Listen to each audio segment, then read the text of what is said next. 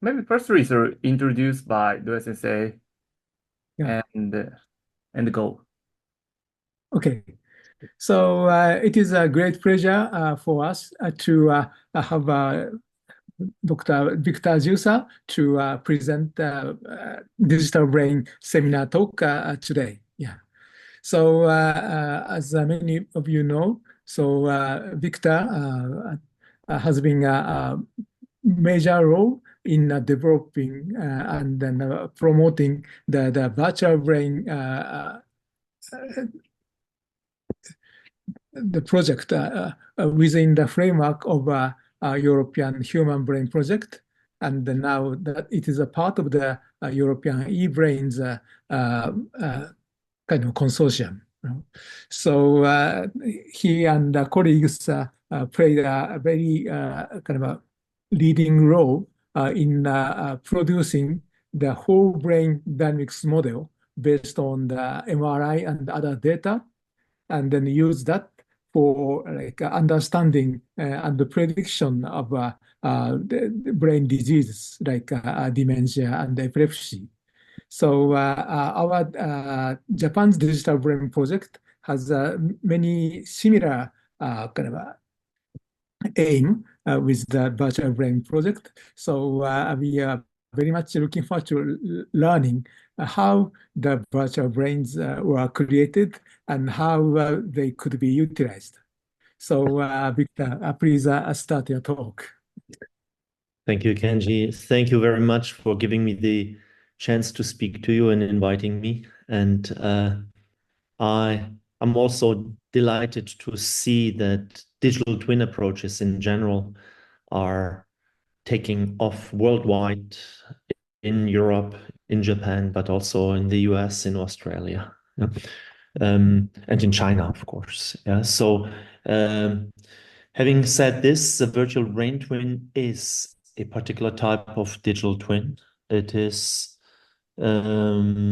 been created something like 20 years ago and preceded actually some of the efforts around the digital twins. So the virtual brain twin is a very particular digital twin, and I wish to give you a perspective thereof and talk to you about concepts, theories, and in particular applications. But for a historical embedding, allow me a few minutes to walk you uh, through the history of the virtual brain twins. And it goes actually back to the 90s, where a group of people, at that time it was a small group of people discussing brain sciences from the perspective of network dynamics. Please think about it. At that time, there was no connectome, there was no graph theoretical application in theories, in neurosciences, etc. All this came later, and it was nurtured in particular by theoretical considerations on the one hand side, and on the other hand, by non-invasive brain imaging that became possible. MRI in the 90s, fMRI, and then a particular form of MRI, that's diffusion tensor weighted imaging. With this type of technology becoming available and converging together with theoretical demands of having connectivity-based approaches that gave a big boost to the community, which is nowadays called brain connectivity. Graph theory entered in terms of quantification into the neurosciences. What we call today connectome was constructed as being the totality of the all existing fibers connecting individual areas or neurons, depending on whether you think micro or macro. Yeah? That gave also the birth to the what we call today the virtual brain, because at that time there was not a single laboratory that was able to do all these aspects: theory, computation, handling of clinical data, brain imaging data. There was not a single laboratory that was able to do this in isolation. So the James McDonald Foundation decided to fund an effort that was called Brain Network Recovery Group. So we're talking 2005 now. The acronym is BRAIN NRG, Brain Network Recovery Group, as in brain energy. And this group composed of Carl Friston, Giulio Tononi, Olaf Sporns, Rolf Kötter, myself. It was led by Randy McIntosh at that time. We decided to build a platform in which these things can be merged together. Based on this gave birth to the Connectum, number one, and second to the virtual brain as a brain simulation approach. Later, it was picked up in Europe by the Human Brain Project, which was created in 2013 and lasted 10 years, from 2013 until 2023, just finished last year in September 2023. And that was a boom in terms of computational resources, ICT in general, taking different types of approaches, micro, meso, and macro. And it was an ICT approach and carried into neurosciences. The key outcome of the Human Brain Project, there are a few applications, a few deliverables in terms of flagship deliverables, but the most prominent one is probably EBRAINS as an infrastructure, as the European infrastructure for digital neurosciences. It has been created, so its legal entity was put in place in 2019, and now it is an independent infrastructure that is on the European roadmap for infrastructures. And this has culminated in quite a number of applications, taking virtual brain approaches to clinical trial, for instance, emphasis in terms of personalized medicine. And the key of the virtual brain approaches is that it's actually, as you see illustrated here on the right-hand side, it's actually derived from an individual's brain imaging data. So we extract the connectome from an individual's brain imaging data, and we construct it, span it in three-dimensional physical space. So connectivity itself is not sufficient. A network is composed of connections and of network nodes, network connectivity and network nodes. So nodes needed to be created. That requires parcellation. And it also requires a computational representation of a lawful description of brain activity at the network node. So differential equations typically are what we use. And there, especially in the new Human Brain Project, we have used mean field approaches to neural populations. For 10 years, people such as Alain Destex in particular, he was the leader of the work package at that time, taking multiple approaches towards mesoscopic descriptions of brain activity. So that allowed us actually taking these type of mean field approaches to build, based on individual neural equations, derive reduced descriptions of brain activity in typically composed of excitatory and inhibitory populations that are characterized by 2 to 3 state variables per population, mimicking quite well the different firing regimes of a population. And here you see an example that is coming from Battaglia's work, in fact, actional potential firings. You have the raster plot of the spikes of individual neurons plotted here over time. You compress it in terms of spike density, also plotted over time, as you see here. And then you can actually capture this type of activity by the state variables that are obtained from the mean field theory, tracing it out, what is being called as neural mass activity, capturing the spike density of the population. So this has become the network node. And the characterization thereof is actually, there is a wide range of neural mass models.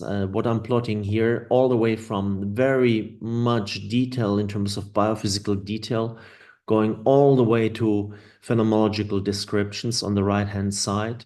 And in the virtual brain approaches, we use actually a wide range of different neural mass models, key being the fact that the emergent mesoscopic behavior is very similar. Yeah, and what you see here is one example where we are plotting in the parameter space of the various type of dynamics that can be observed. So these are null clines that you see here.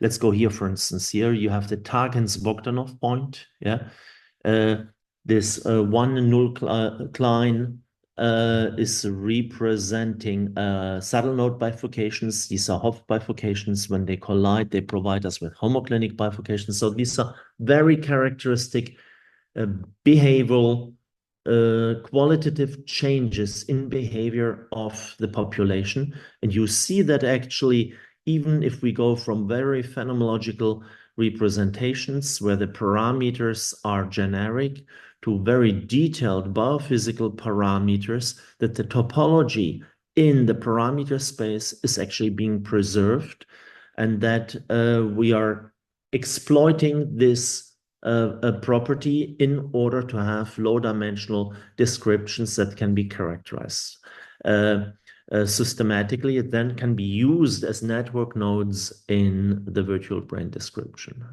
So these are just examples of representative models.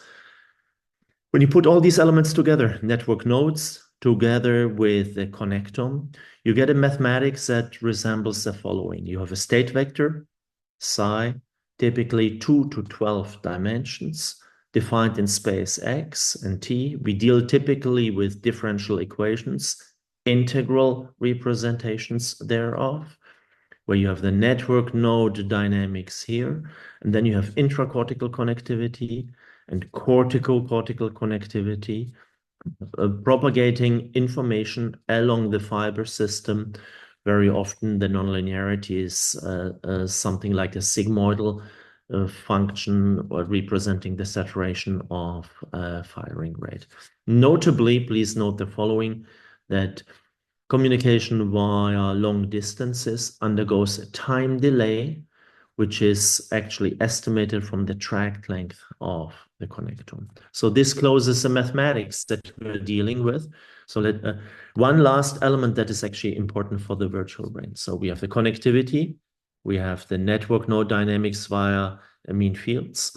Third one is actually we span the entire network in three-dimensional physical space, which allows us to have a realistic source to sensor mapping, which actually closes the gap to the clinical brain imaging data, which is one of the key reasons why we had so much clinical translational to activity for individual patients. I get back to this later on. Yeah, but so we take the patient's imaging data, own brain imaging data.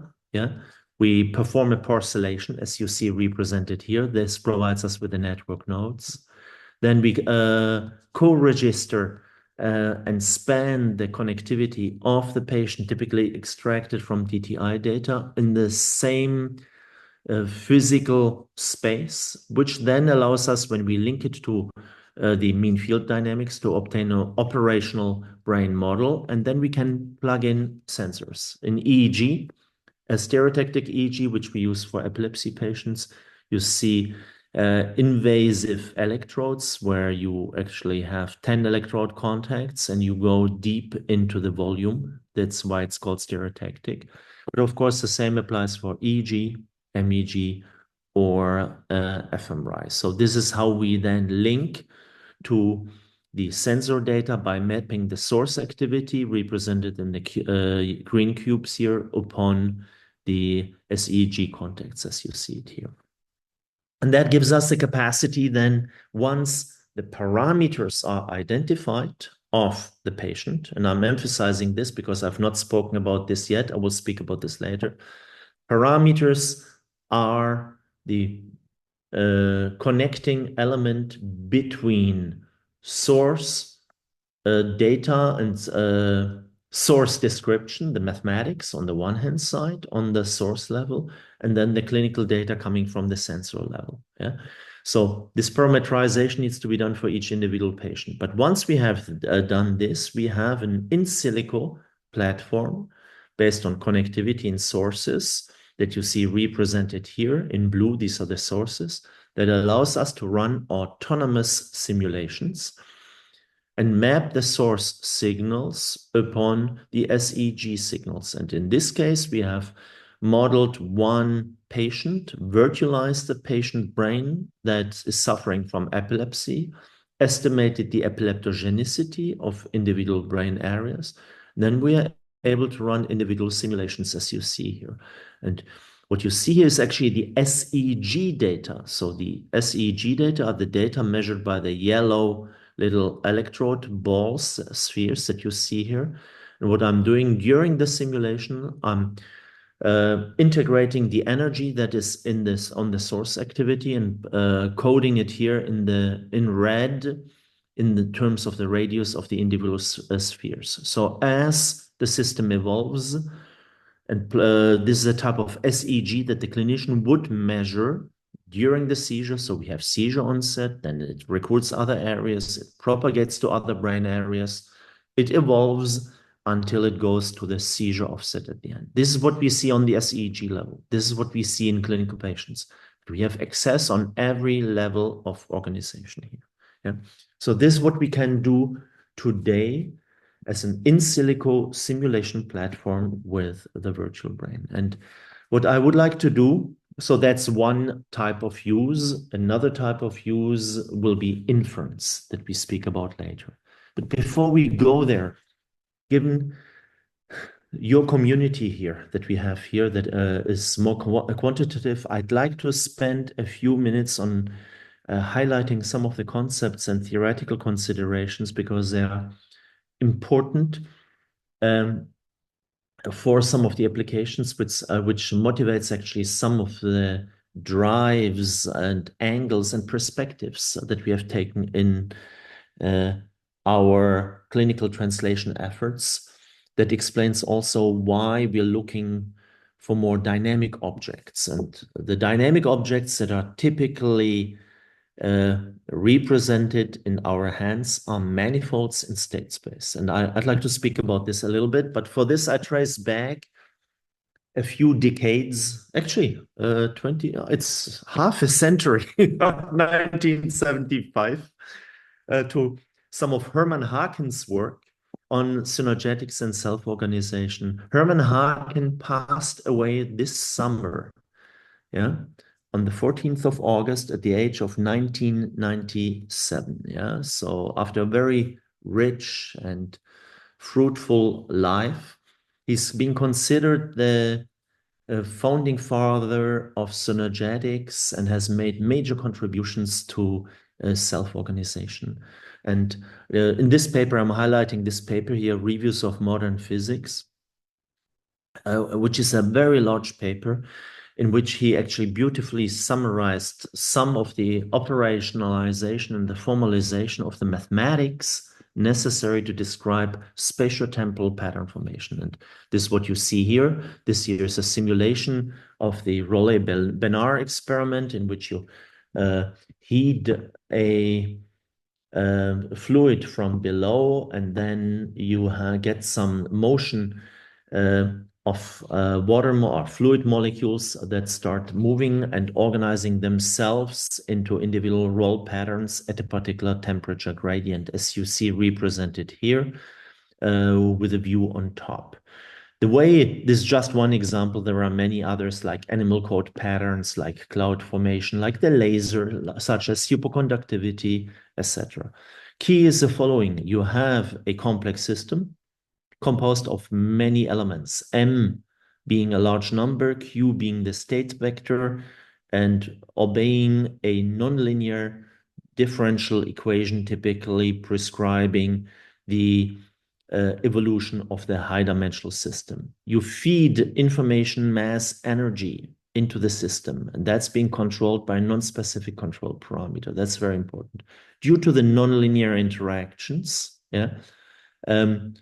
between the individual particles, if you generate a large enough, in the case of this experiment, temperature gradient, in the case of the laser, for instance, is the energy that you push into the system. Under certain conditions, the system goes under phase transition and generates this type of pattern formation, which is low dimensional. And then using the local center manifold theorem, it actually enslaves, that was Haken's language, the other degrees of freedom.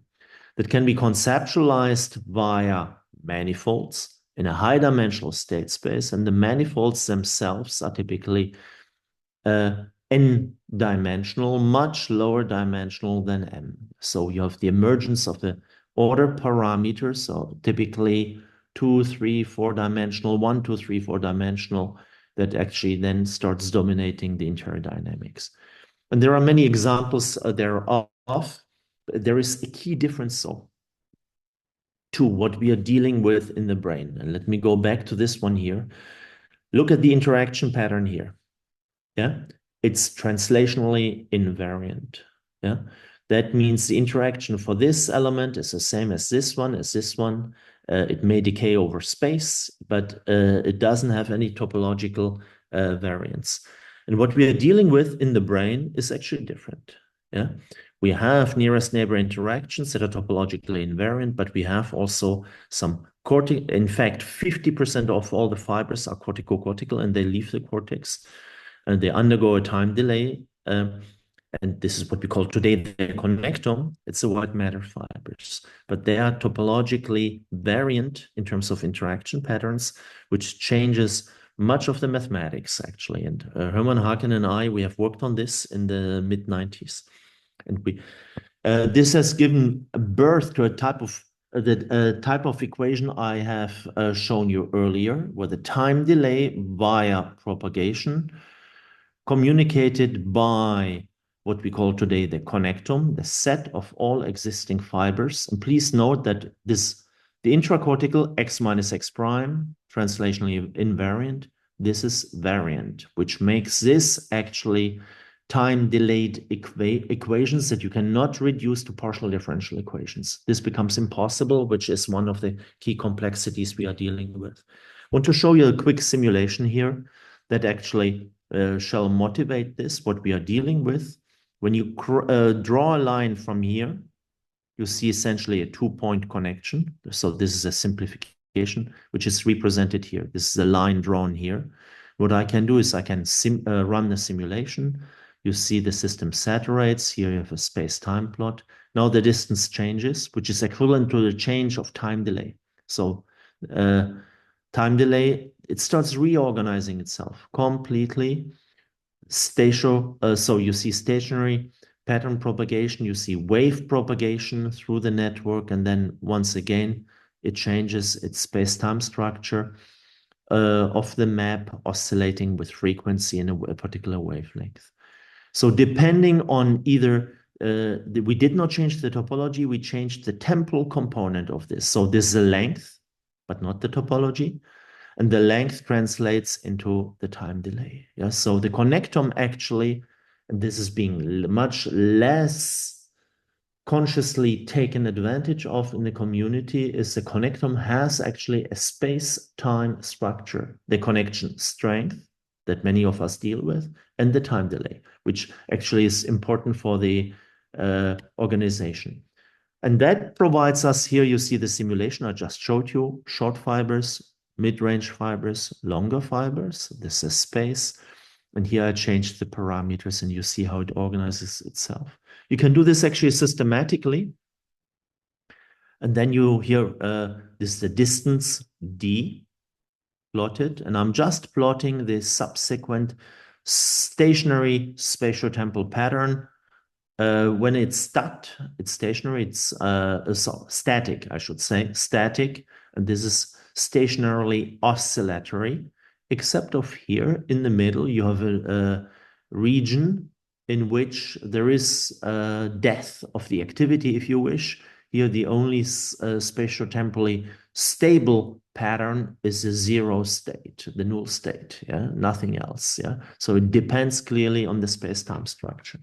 So this requires that we need to take, number one, the connectome into account, respect its space-time structure, and we need to have means of describing the type of low-dimensional activity here, and that is the manifolds actually in state space, so lower dimensional behavior compressed on low-dimensional subspaces that is capable of capturing some of the dynamics.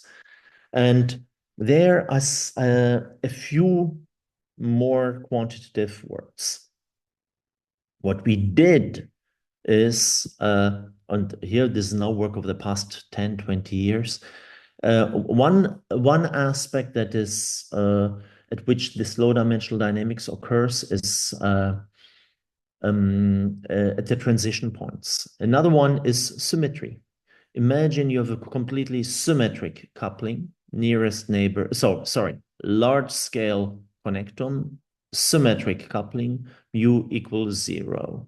Under this type of conditions, yeah, whenever you have a symmetry in the system, we refer to this as an equivariant dynamical system. The symmetry actually translates into a preserved quantity.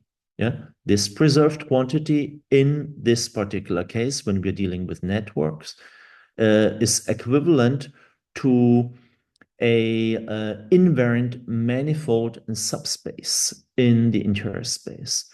You need to satisfy additional conditions in order to have attractiveness, but the invariance is being guaranteed by the symmetry. You can actually show this systematically, where if your connectome is fully symmetric, so imagine all-to-all connectivity as we would have in normal spatiotemporal systems in synergetics. Yeah, you can actually compute the invariant manifold analytically. And then you have symmetry breaking. When the symmetry breaking occurs, then actually this is not an invariant manifold anymore, but you have a slow dynamics occurring around here. And I'm plotting this here in a toy example, where actually the various trajectories are being attracted towards the manifold. And here you have the corresponding time series. So this is a two-dimensional system. It's still simple, but then actually a flow occurs on the manifold. We refer to this as a structured flow on the manifold. And you can actually show systematically that this set of equations can then actually be expanded, can actually be rewritten as the manifold itself, which is 0, plus deviations from it with regard to the flow on the manifold. So this comes from the symmetry breaking, and the manifold itself, plus higher order terms. And that goes actually in a multiplicative way. So this expression, when you perform a variation around the symmetry, around the symmetric solution, you obtain this type of structure. This scales up to higher dimensional systems. What you see here is a 50-dimensional system in which I'm representing only a 3-dimensional projection, and you see the manifold, it's actually a spherical manifold driven by noise. In this case, it's a bistable dynamics on the manifold, and here you have the same dynamics as I showed you earlier. Whenever, and this is the last statement I want to make in terms of concepts and theory, whenever you have noise being present, yeah, whether the system is sampling the entire manifold or not, but driven by noise, you actually get a sampling of the low-dimensional subspace in the state space, which you see here in the two-dimensional system, which you also see here in the 50-dimensional system. And some of these concepts have been summarized and actually linked to noise, stochastic equations, free energy, Fokker-Planck equation, etc. in this paper here with Heber-Scher-Hartley. Yeah? So what we are after, the dynamic objects arising from connectome-based systems, including time delays, are manifolds, typically low dimensional, even though it does not mean that what we are measuring is low dimensional because of the presence of noise. So it translates into the measured signals, which is one additional obstacle. That's in terms of some of the theoretical considerations I wanted to share with you. And now we have an in silico platform that is, as a first stage, derived from an individual's brain imaging data. We link it to mathematics, and some of the mathematical objects that we are after, they are able to capture also architectural features or aspects of dynamics that go beyond a single brain state. And that is actually very important. You saw the seizure example earlier. That's not a brain state. This is an evolution of dynamics. And we will find the same here in terms of biomarkers. Even at the resting state, it's a more complex dynamics. And I'm going to start with that. Yeah. So let's carry this now into applications. And one of the first applications that we worked with in the entire community, actually going back to the late 90s, early 2000s, is the resting state. And the resting state is actually quite important because, especially in clinical applications, patients, you cannot have them perform very complicated tasks. Yeah. So on the resting state has undergone scrutiny because people have said it's not very well constrained. That is true, coming from lab perspectives, but at the end of the day, it's a very ecological state. And let the people explore and sample some of the dynamics. When you do this, you can characterize it. One of the key challenges we run into, though, when we deal with an individual's brain imaging data, we want to put some understanding on structural data, structural networks. So this is now a reconstruction of the structural connectome obtained from anatomical MRI, here characterized in terms of number of streamlines, for instance, plotted over age. We call this today the structural connectivity. This is a connectome at the end of the day, plotted over age. And you see that some parts of the connectivity go down. Functional network changes, you can also measure functional MRI, extract the data, and then perform a connectivity analysis. Typically, what you do is you extract the covariance. Often this is being called functional connectivity. And then you can actually plot some characterization of the functional connectivity, such as variance over age, and seek also for correlations between structural and functional data. But when you do this on the individual level, it simply doesn't work. Yeah, and that is one of the key challenges we run into when we want to use this type of data, linking functional dysfunction to underlying structural causes. There is very little correlation. Yeah, and that's just one example. Yeah, so what has been understood, and this is now of the past 10 years, yeah, is that the functional connectivity is actually highly non-stationary. Yeah, I'll give you an example here. This is a covariance of brain areas plotted over brain areas, covariance over, let's say, 10 minutes measured functional MRI data. So you have essentially the covariance matrix of functional activity. This you measure at the time point T1. You can measure the same thing at the time point T2. And then you can actually, at a different time point, T2, and then you can actually take the difference between T1 and T2, the Z difference, and then compute the cross correlation between these two. And in the ideal case, the functional connectivity would be stationary, but it's not. What you see is actually that the functional connectivity reorganizes. It stays stationary, and this is now 20 minutes. It stays stationary for approximately a few minutes. Here you have a big blob, and then it reorganizes, goes down to 0, comes back up again. There's structure in the functional connectivity. Yeah, this is what I just showed you. So 20 minutes, there is a very detailed structure in this. So the resting state is not just a naive fixed point dynamics from a dynamicist view. And please recognize the following. If you perform covariance analysis, functional connectivity, this is second order dynamics, which means second order statistics, which means you're plotting or you're trying to fit a second order statistic, so like a Gaussian statistics, which is equivalent to a linear fixed point. At least this is the implicitly assumed dynamics that is behind that. That is not the case. Dynamics is highly non-linear and shows very detailed structure. Yeah. Hence, we need non-linear dynamic approaches. I'm coming back to the virtual brain. So this is an equation that we'll use in the virtual brain that actually goes, that's the equation that I showed you that Haken and I have developed in the late 90s with the connectome intracortical connections. So now we are increasing the scaling of G, yeah, which is plotted here. And if G equals 0, we have actually the fully symmetric case, which is actually completely unconnected network nodes.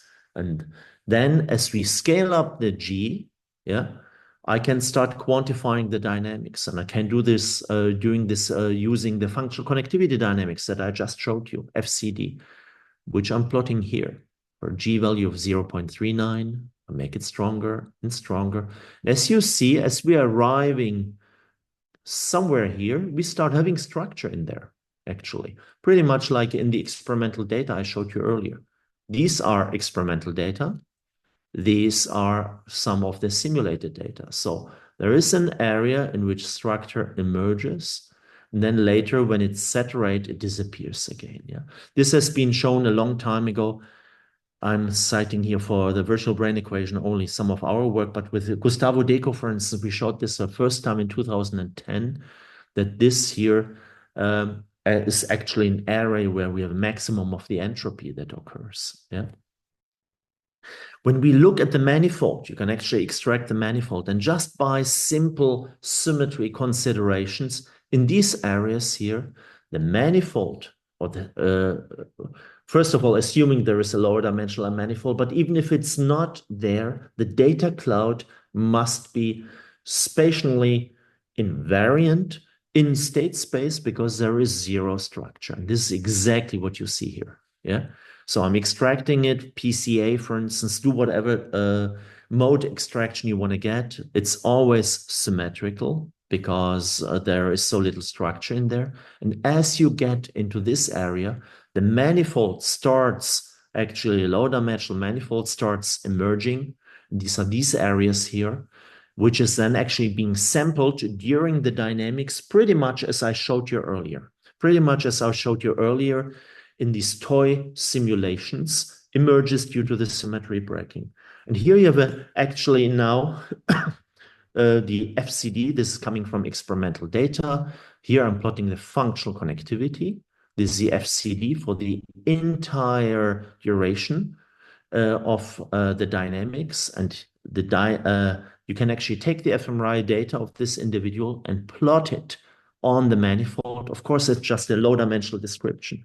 One principal component and another one. But you see actually that during some of the segments here, it samples one part of the manifold, and then it jumps to another one when it reorganizes itself. Yeah. So there are multiple segments of the manifold that are being occupied during the resting state dynamics, even though no particular changes are being made parametrically. Yeah? So this is the object that we're after. What is happening during this? Actually, in the virtual brain, here you have three representations. Synthetic simulated data, first column, empirical mouse data, human data. Yeah, empirical human data. In the virtual brain, we can now go in there and see what is actually happening during these regimes. And what you can actually perform is you can plot individual regions. These are what you see here is you plot the activity, and you can actually plot the source data. And what you see is actually at certain areas, you have an accumulation of activity, and it actually appears across different brain regions. So you have actually cascades. Yeah, you can demonstrate that these are actually cascades that you can formulate. Here you have some clusters of the activity. And then you can compute instantaneous functional connectivity. So the time window in which you actually compute, there are some tricks that are possible. Today it's being called edge connectivity. You can actually compute the co-evaluation of individual areas. And there you see the cascade structure actually much, much better in here. And there we jump from the source space to fMRI in the virtual brain. And you see this actually, the prediction from the virtual brain that this should be visible.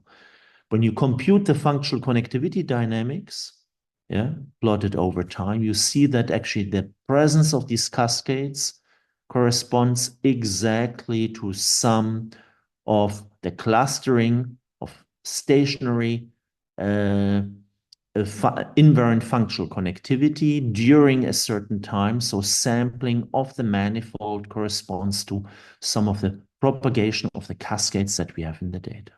When we go into the mouse, these are now fMRI data of a mouse. You see the same phenomenon. There, of course, we don't have source data. They are not accessible, but we have the fMRI data. You perform the cumulation, and you see you get actually the same structuring as we see here. So there are cascades propagating on the manifold during this time. This is a human EEG data, of which we perform a source reconstruction. So we're projecting on the individual brain areas. And please recognize these are simultaneous EEG fMRI data, so simultaneously recorded.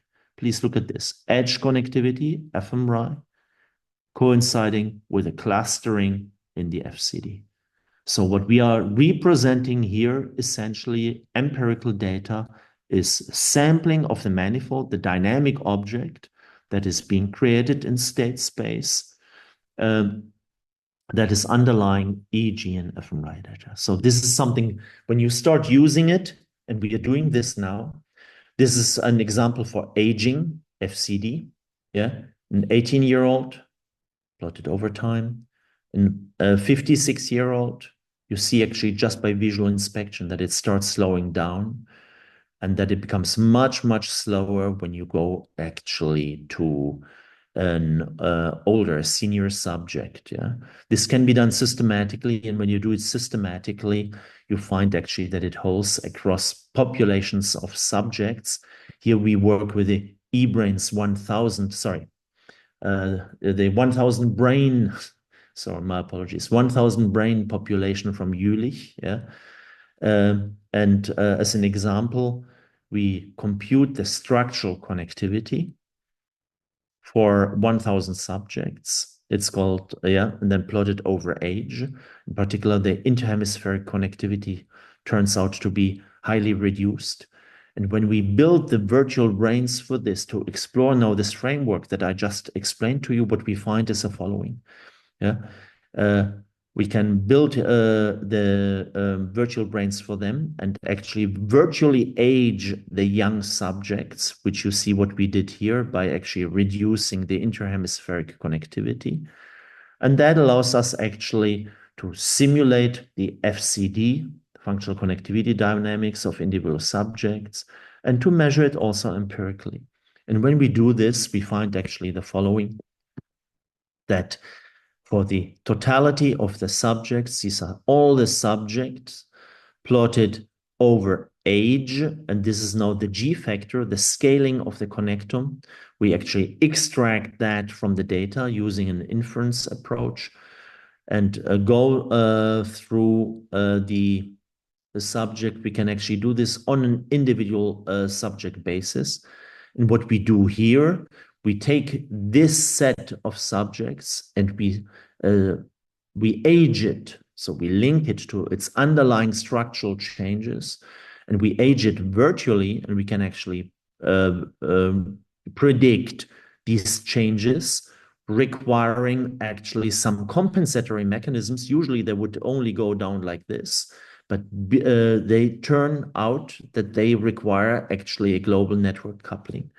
And the degree of this compensation, so the increase of the G, we actually can separate, stratify patients in terms of high cognitive performers and low cognitive performers, as you see represented here. G global modulation over age. And we can do this, test this now in a longitudinal population. So in a subset of a few hundred subjects, we can actually test this out and see to what degree this actually holds. And when we do this, we create the individual twins and we investigate to what degree, when we change them, what is the required G change in order to obtain a maximum of the FCD. We find actually that we can separate and stratify the subjects and test it. This is measured G change in the individual subjects and get a very, very good correlation in terms of low and high performers cognitively. So it maps on cognitive performance. Today, we take this type of ideas and build in Europe, in the EBRAINS infrastructure, we are building a large workflow in which we are actually taking this battery of metrics based on manifolds that we extract from the brain imaging data, as you see here, EEG fMRI for schizophrenic patients, and where we are actually informing using two types of medication, clozapine and amlosulpride, standard medications in schizophrenic treatments. We can actually scale up their effects within the EBRAINS infrastructure, map up the mean field effects, put it in here, change the neural mass model accordingly, and we take this entire workflow where we are actually virtualizing the patients and predict the best route, the best pathway for optimizing the medication, which is one of the major challenges that we have today. Yeah. So this is how we are using this type of structured flow and manifold in the brain imaging data. So in the remaining, let's say 10 minutes, I wish to give you a quick idea now on another application, and this application is linked to epilepsy. Yeah, there we're not talking about the resting state manifold that is being supported by the connectome.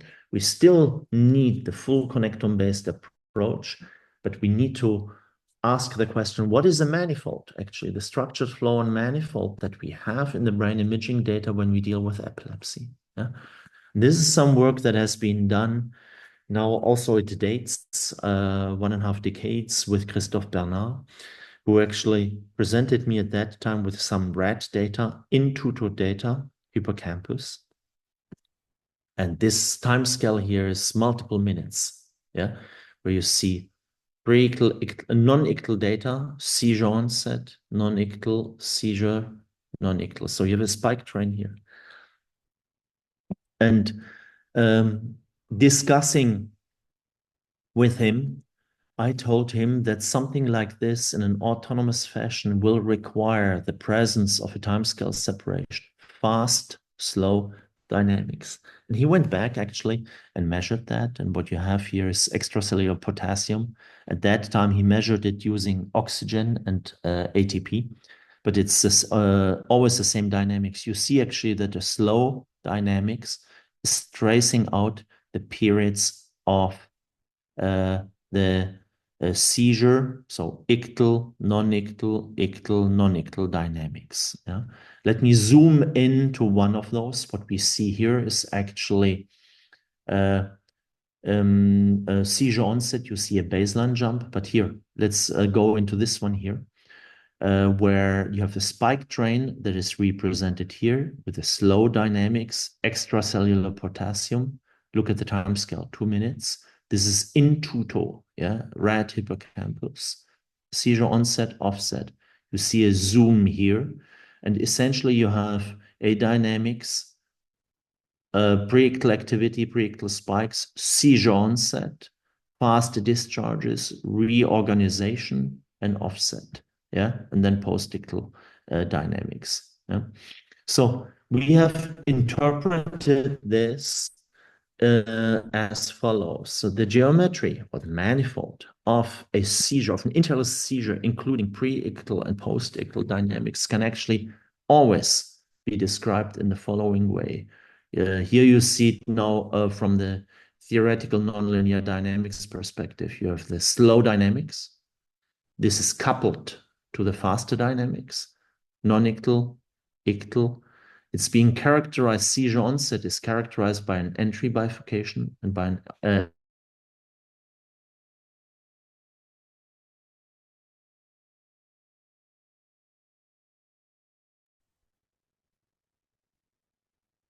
Sorry, so it just stopped. No, sensei, so the Jirsa is stopped to the network.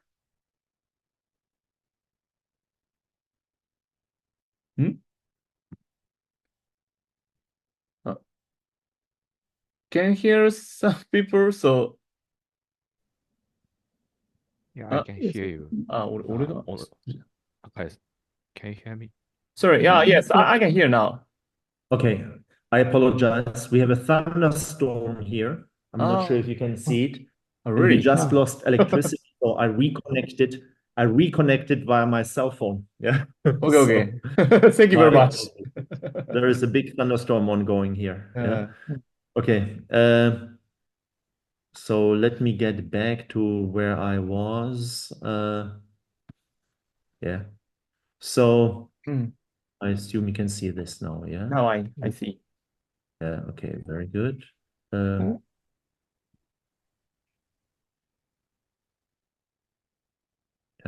So I was just about telling you onset bifurcation, offset bifurcation. So we can actually characterize this dynamics, this type of geometry via the following. This dynamics can always be represented in a three-dimensional state space by the following manifold. You have a resting state manifold. This is a slow variable. Then you have a bifurcation leaving the resting manifold and you go in a fast discharge. And then you have an exit bifurcation and you get back here. Yeah. So this traces out exactly this behavior. Pre-ictal, onset, fast discharge, offset. Non-ictal, pre-ictal, bifurcation, fast discharge, offset. This is a geometry of epilepsy, and it's being characterized by an entry bifurcation and exit bifurcation. Once you know this, you can actually go into this data and reconstruct it. This spiral attractor is this data that I'm showing you here, yeah, experimental data. And you can actually start characterizing it mathematically because there is only a finite number of bifurcation, at least planar bifurcations, how to get from here to there and from here to there. That allows you actually to build a set, a taxonomy of seizures. And we have done that systematically. This is some of the dynamics. Allow me not to, for sake of time, allow me to skip that part, but I already spoke about this, that there are topologies that are very generic for this type of system. So allow me to skip that, but you can build a taxonomy systematically and navigate through this space using bifurcation patterns. This has been done in this paper. If you're interested in this, I invite you to look into this Saggio et al. Paper. And it has been tested systematically by multiple tens of laboratories worldwide, I don't even know how many, 10 to 15 laboratories have come together and actually put it into this paper in eLife here that was under leadership of Bill Stacy. They extracted this from the data and characterizing the taxonomy in terms of Hopf onset, saddle homoclinic offset, etc. And this worked very well, identifying every single class of onset bifurcations, offset bifurcations in human data.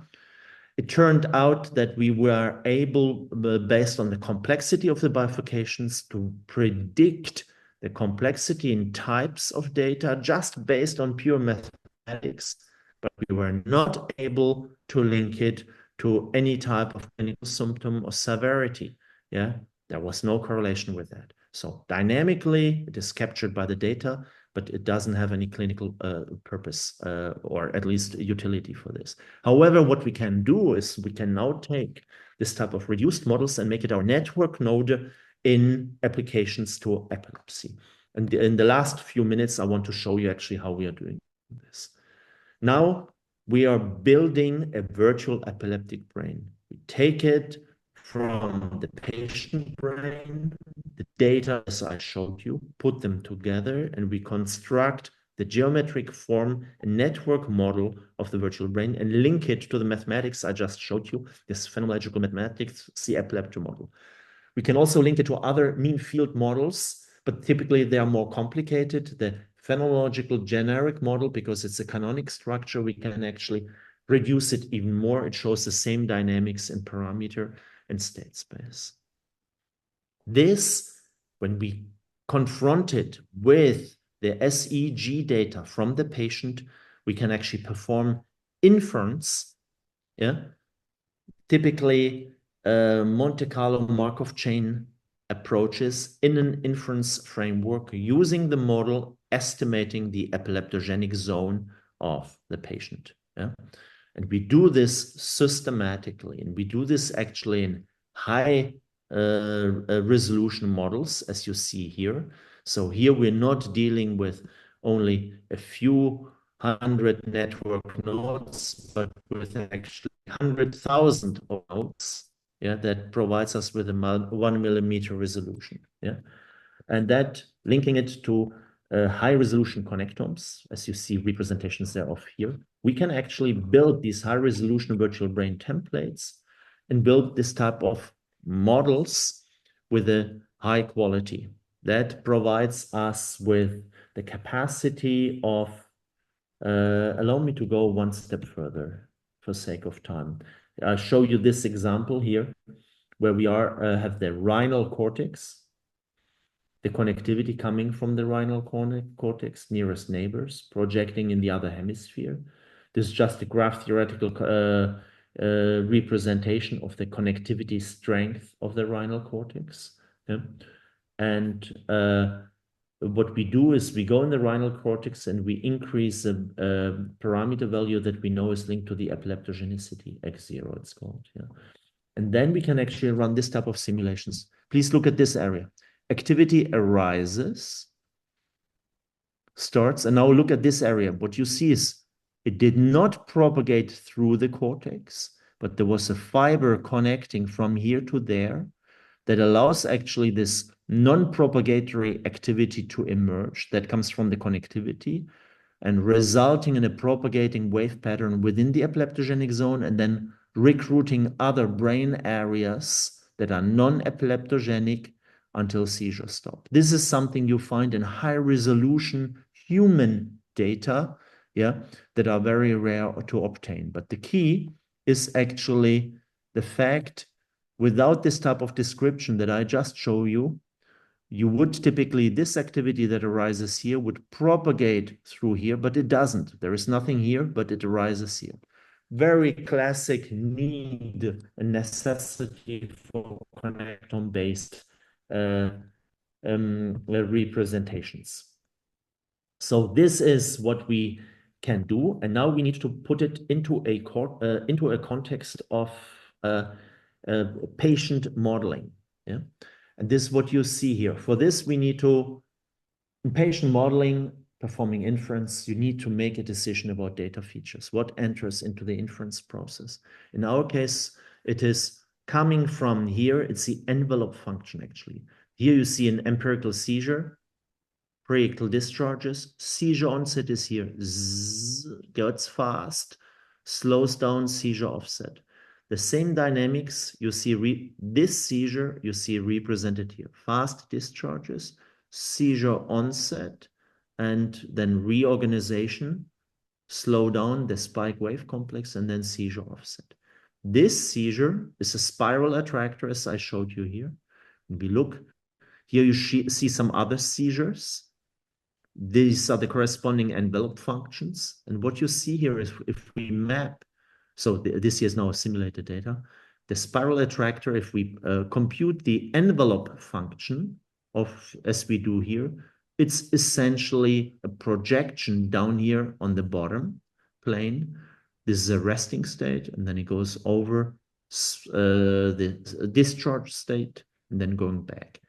In the inference, using Markov chain approaches, Monte Carlo approaches, yeah, this is what we are sampling, yeah. And then that provides us with posterior probability distributions that we communicate to the clinician. And here you see one example. This is a MRI of a patient after surgery. In black, you see the resected areas. And what we communicate is actually the epileptogenicity of this patient that we estimate. What you have here is actually what we obtain from the inference. We plot the right excitability here, but it's equivalent to epileptogenicity in our model. And in blue, when we use a Monte Carlo Markov chain process, what you see here is the posterior probability of epileptogenicity. And this empirical data, please recognize the following. And that's why it's complicated. We have probability mass here, but we have actually multimodality. So is it most likely here, this one or that one? Is it the highest peak or is it the biggest probability mass? I do not know. No one knows. The inference tells you both is possible. When you do a variational inference approach, which is often being done in DCM, for instance, yeah, you take second order statistics, you're plotting this type of dynamics here. So it's a second order statistics. It does not capture the fact that you have multiple possibilities that are actually distinct. And when you do not plot it only for one brain area, but for multiple brain areas, you have this landscape of solutions. This here, what represents in black is the projections on individual areas. So this is this curve here. But in reality, we are dealing with this. If you do a simple optimization approach for your models, you're just estimating one peak. But what we want to know is actually the posterior probability distribution. This is a challenge because the clinician needs to decide based on this what he, she is actually doing. We have translated this into a clinical report. When we're dealing with our patients, this is what we communicate. We rank the brain areas with regard to likelihood of epileptogenicity.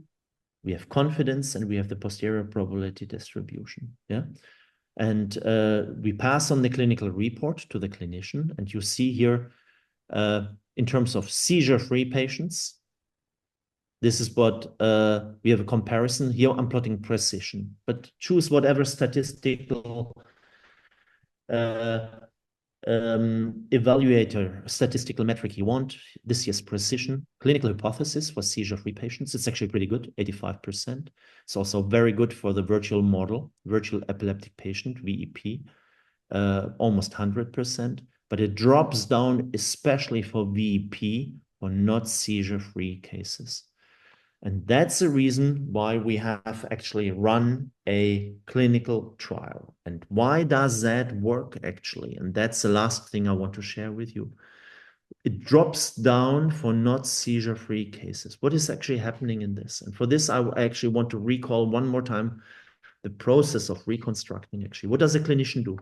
The clinician does, based on non-invasive approaches, e.g., on medication history, on clinical symptoms, behavioral patterns. The clinician makes a decision about an implantation.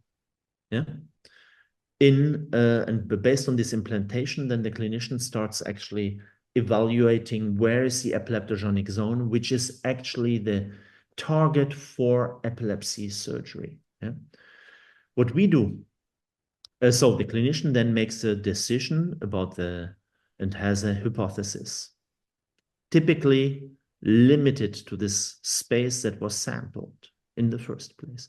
What we do is we build a connectome-based full brain network model. We have done this now for multiple cohorts retrospectively, 54, 25 patients. Yeah, but because we sample these data here, and we perform partial sampling and inform in the inference framework the total model, yeah, which allows us actually to make also decisions about brain areas that are here. Does that make sense? Or is this an exotic case? And this is actually what comes out when you start reconstructing the patients I just showed you and start looking at the correspondence with the virtual brain prediction, what comes out of that through the inference process. We find actually that the seizure-free patients, we have very good correspondence between the surgery that has been performed and what came out of the prediction. But when we start looking at the not seizure-free patients, you saw that the precision fell down. It turns out that that of all the cases, 29% of all the cases turn out to have actually predicted epileptogenic zones in these areas that are not accessible to the clinician through the sampling. Yeah. So this is actually not an exotic case. Yeah. And it actually very nicely highlights the added value of the virtual brain platform, because it allows you actually to make predictions that have not been sampled systematically. If there is non-identifiability, the posterior probability will tell you absolutely no idea, it will be flat. However, if there is some probability, posterior probability, providing sufficient evidence that there may be some epileptogenicity, a good candidate for epileptogenicity, this is what you see represented here. And for this reason, we have carried it. We have took this step of personalization on the one hand side using inference, building a virtual brain from the brain imaging data as a second step, put this together in a workflow. And we are running a large clinical trial with 400 patients, 13 centers, French clinical centers, collect the data over 4 years. All the data have been centralized in Lyon, sent to Marseille, and we created the virtual patients for the brain from the brain data, generated the clinical report, and sent it back to the individual centers for decision making. So where we are today is we finished the clinical trial, actually already last year. So 356 patients have been included. 298 have been randomized, and the last surgeries are being performed right now. And we should be able, we have to wait for 1 year after the surgery in order to be able actually to judge the predictive power coming from the virtual epileptic patient brain model in order to do this. So that's what I wanted to show you, two particular types of applications, and these two types of applications taking resting state activities in different type of disorders, aging, mental disorders is another one. There I told you that we are going into this particular direction, but the idea is that we sample a resting state manifold. For other disorders such as epilepsy, the manifold is different, of course, but there I showed you in detail the type of approaches that we have created, where the advantage where we exploit the non-stationarity, so the propagation of the activity through the network, as a more informative data feature. And in a sense, we do the same thing also in the resting state, because I showed you the second order statistics functional connectivity is not informative, but when we take the functional connectivity dynamics into account, sampling the manifold, that this non-stationarity that is in the data, that this turns out to be informative. So these are the elements that we are developing. So virtual brain twinning in this case has become a reality. So the virtual brain twin being a very specific type of digital twin. Clinical translation is happening in research today. It's not clinical routine yet, because that, of course, requires what I talked about at the end. Clinical trials, and more clinical trials, because that is the basis for certification of the workflows. So we can actually share it in the future with his hospitals worldwide. But that is the hope. Yeah. So allow me to stop here. And I wish to thank all my colleagues and friends, in particular within EBRAINS, in which all the workflows that I described are available. Yeah. And the clinical team here at home in Marseille and Europe-wide, and the funding agencies that have supported us over the years. Thank you very much for your attention.